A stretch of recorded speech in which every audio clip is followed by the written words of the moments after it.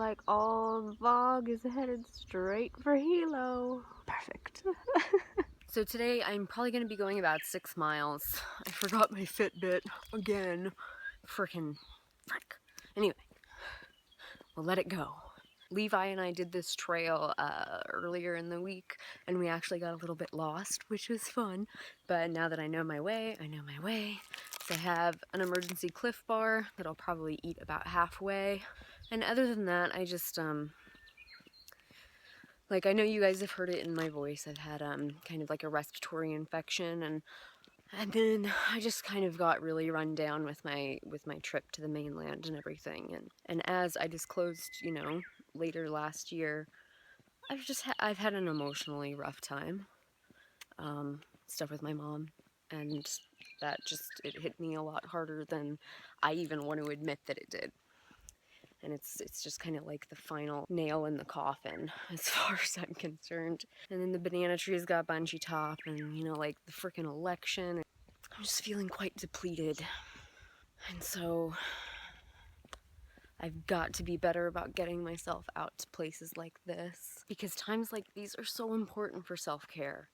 And I realized that, you know, it's like I've been in the living the activist lifestyle for almost a decade now, and it's like one disappointment after the other, and you fight so hard for something and you believe so passionately in it, and it doesn't happen, or something worse happens, and it's one thing after the other. And I know it's so much to carry right now when we're thinking about the world and climate change and refugees and what's to come. It's so overwhelming.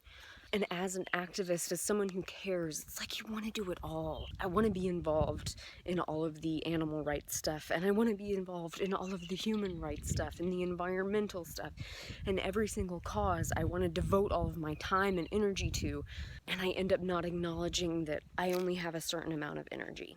And like I've said before, the number one threat to good people and to activists is burnout. So I feel like if we're just mindful to pull ourselves back a little bit, make sure that we make time for self-care and for rejuvenating ourselves. It's not selfish, it's necessary. Then activists might have a little bit more longevity, and we might not fucking snap when we run into someone with a Trump bumper sticker on their car. Okay? So self-care now more than ever. And then I have to try to like enjoy it without having thoughts like, well, while it's still left, I'll be here, I'll stay out here while it's still left, while we still have national parks. Try to let that go. Dear God, get grounded. I don't know what to do sometimes. Anyway, guess I will see you further down the trail for some more self-care. And don't worry, that's not a tumor, it's my keys. No tumors yet.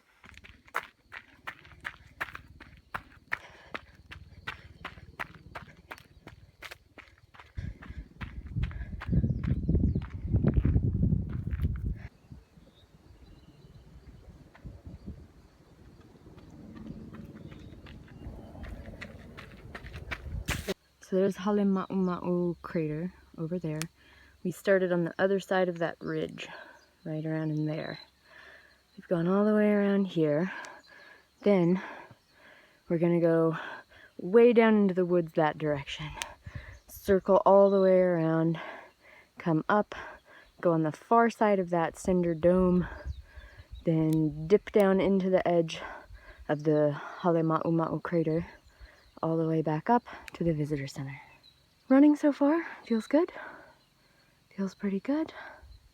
I love running in nature. It's like it recharges you as you run. Contemplating moving to Volcano.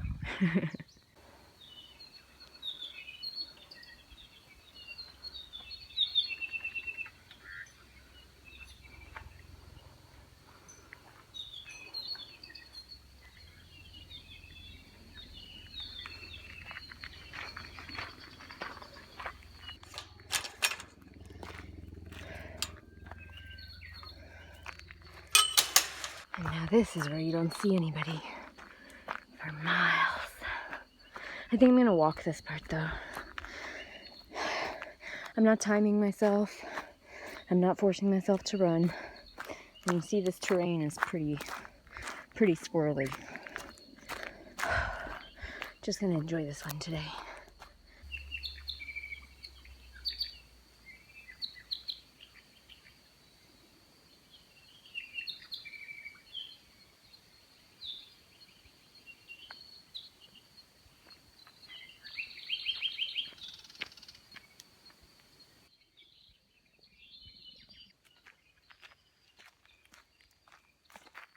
All right, it's time to hit up the Cliff Bar, my favorite flavor. Blueberries. When I was growing up in Maine, we had a property and there were these huge wild blueberry bushes everywhere. It was the best. Pack it in, pack it out. So this is the way we came. So we're 4.1 miles away from the visitor center.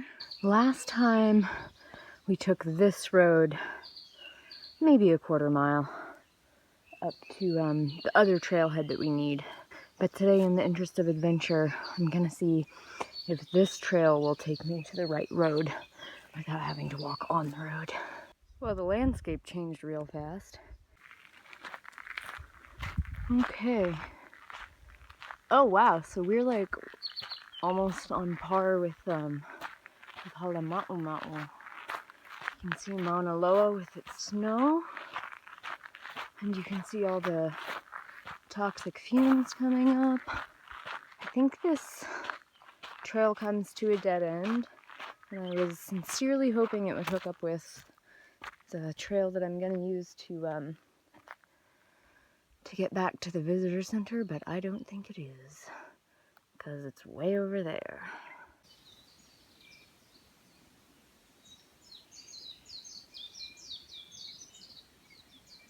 Trail did not do what I hoped it did.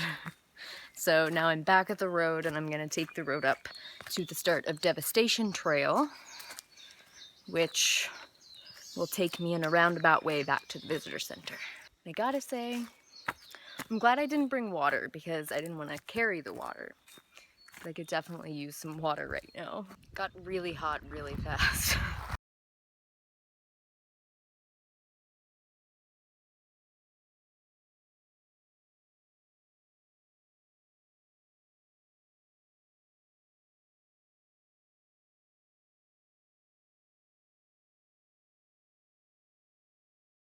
Back in the car, obviously, and I just had a big bowl of bananas with a little bit of oatmeal and currants on top, and I drank 40 ounces of water because I was incredibly thirsty, and then I refilled it with what Volcano National Park claims is rainwater, but it tastes like county water to me. Oh, I needed that. I needed some time.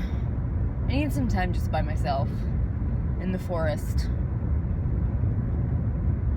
Getting as dehydrated as I did wasn't ideal, but it's fine.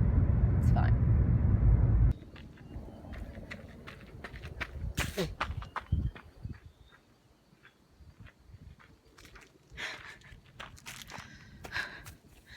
The best laid plans. What the fuck?